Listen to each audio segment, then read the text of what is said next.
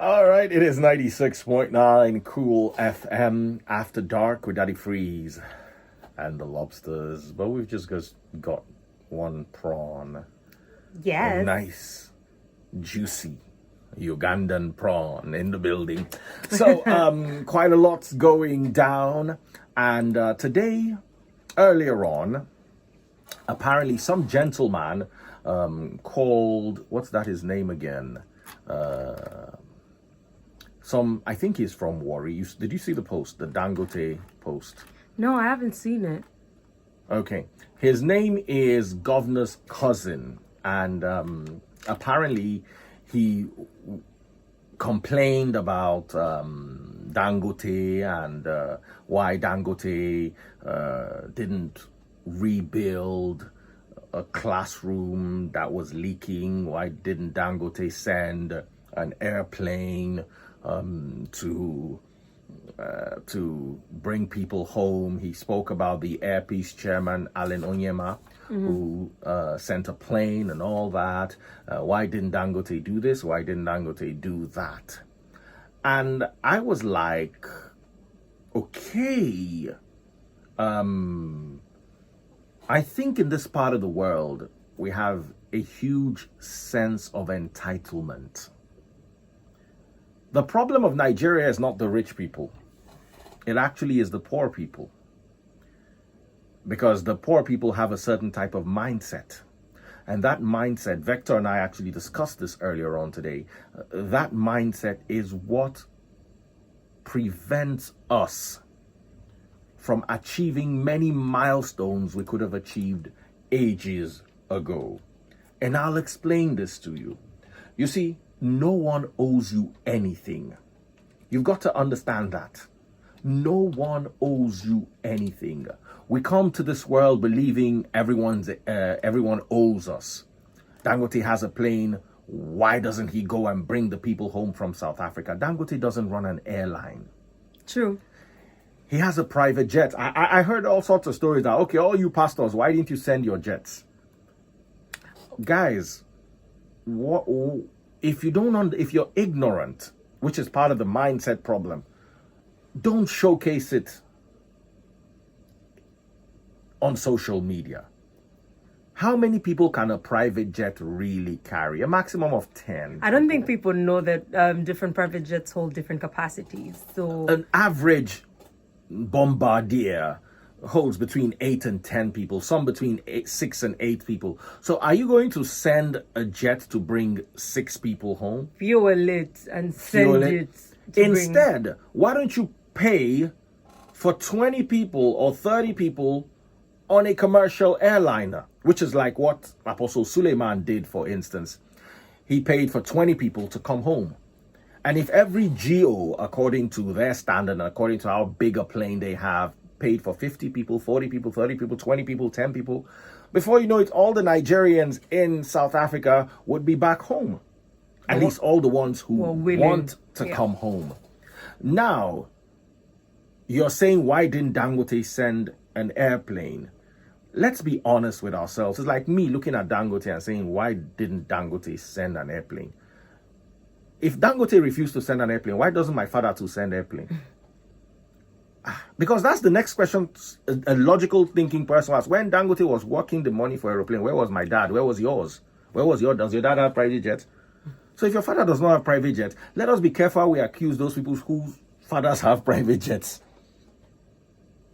Or maybe I'm not making any sense. No, it makes sense. Because there's a certain amount of hustle, there's a certain amount of risk taking, there's a certain amount of entrepreneurship you have to have before you can afford a private jet legit. That's if you're not doing illegal stuff or you're not collecting tithe and offering. Yeah. If I'm connecting well. So now Dangote also does a lot of CSR. He builds a lot of schools. I'm not supposed to be a spokesperson for him, but I know many of these billionaires do a lot. So you coming to pin Nigeria's problems on Dangote is, in my opinion, absolutely unfair. Or what do you think? Because he's not even in office. If he was in office, then fine. That you would be like, he's responsible. You can't exactly ask him to do. If he did something as a citizen, then good. But if he hasn't, well, neither have you. Neither have you. You have a father and uncle who is Dangote's age. Let him also send his private jet. I'm not saying this to spite you, because my father too doesn't have a private jet. So I'm also saying this to spite us all. We are not entitled to ride in Dangote's private jet with him. If my father had a private jet, then maybe I'd ride with him. But as long as my dad doesn't have a private jet, I cannot say a man who worked for his money should now bring his aeroplane to go and be lifting people that went to South Africa, many of them illegal. We're not talking about that yet, because, Baba, if you get ticket money and you get passport, South Africa cannot stop you from leaving. Maybe it's for you to, but many of them don't. They entered, some of them got to South Africa by road. Yeah. We are not talking about all that here today. Let's just leave that. Let's just bring our brothers home and keep. But you see, the more you start talking about certain things, the more you realize that, look, the problem is deeper than how far how we're reacting to it. And like I said earlier on, I can't wait for Moyele Sowore to be released. I'm absolutely happy that his bail has been granted, but why is the DSS still holding him? If the court, you see, you guys are making us not believe in the judiciary anymore. What right do they have to hold him if the court itself has said? If the court has said release him immediately, what grounds are you holding him? What else? What's up? They said he's met the bail conditions, and there was a story today that was breaking. I think I should read this for you. It says, I think it was before this, it was about release Sowore now or face jail term. Federal High Court tells DSS DG. So there's like the court and the DSS seemingly are at loggerheads. According to this post that I got from Linda Ikeji's blog, so you guys can all go there and check it out. The Federal High Court Abuja has threatened to jail the Director General of the Department of State Services, Yusuf Bichi, over the agency's refusal to release Omoyele Sowore, the publisher of Sahara Reporters, despite fulfilling his bail conditions. So then another story came a little later that says the DSS now explains why Sowore is still in custody despite fulfilling his bail conditions. You could check that out on the blog. And I'm not happy with this. I'm not. If the court says something, let's respect the court. Or are you teaching us lesser citizens to disobey or disregard the court system?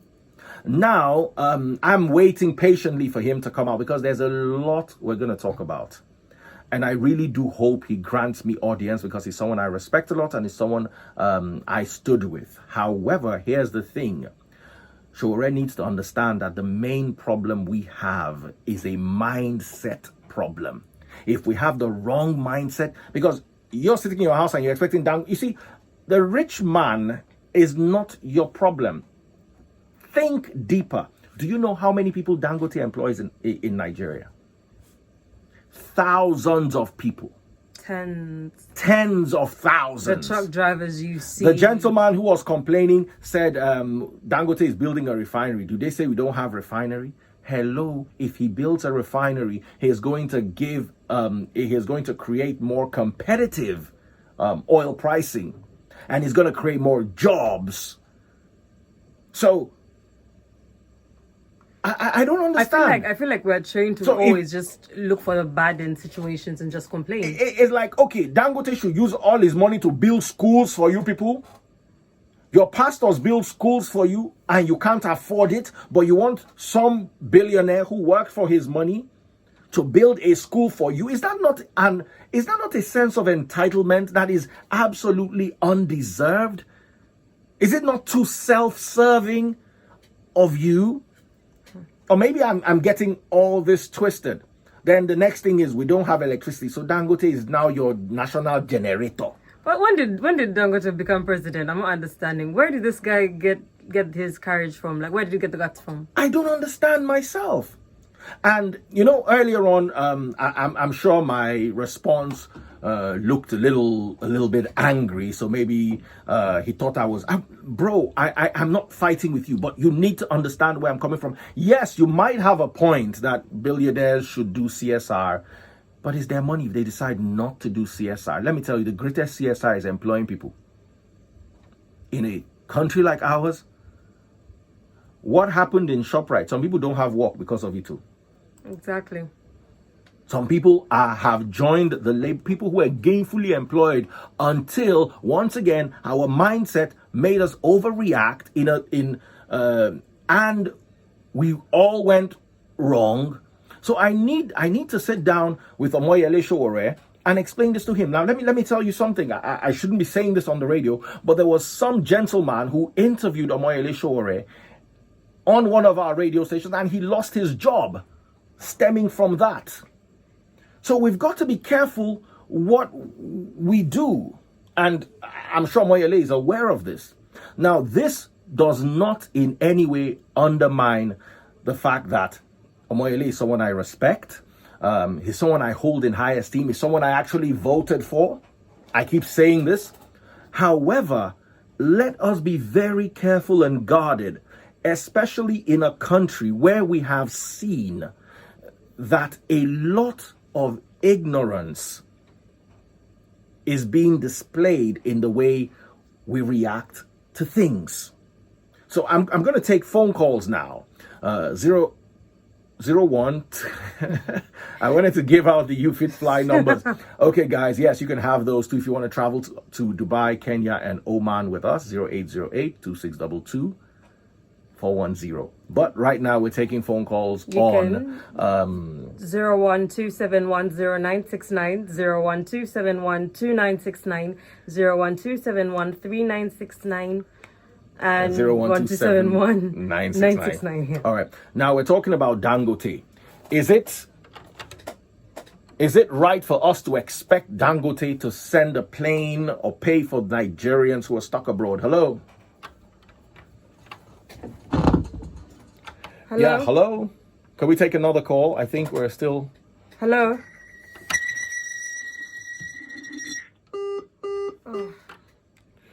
That was an... Oh, guys, you're calling a radio station. Do we need to beg you to turn down your radio? Yeah, more calls. Hello? Do we need to beg you to turn down your radio? Yes, go ahead. Okay, good evening. This is from Egypt. All right, good evening. Go ahead. Okay, so what I'm more interested in is what you said about Sowore being much more careful.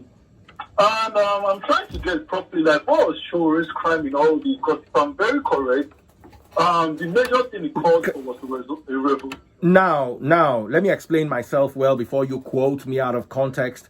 What I said was, Sowore has good intentions. Let me explain to you. As I'm talking to you, I'm currently recording this conversation on my iPhone X.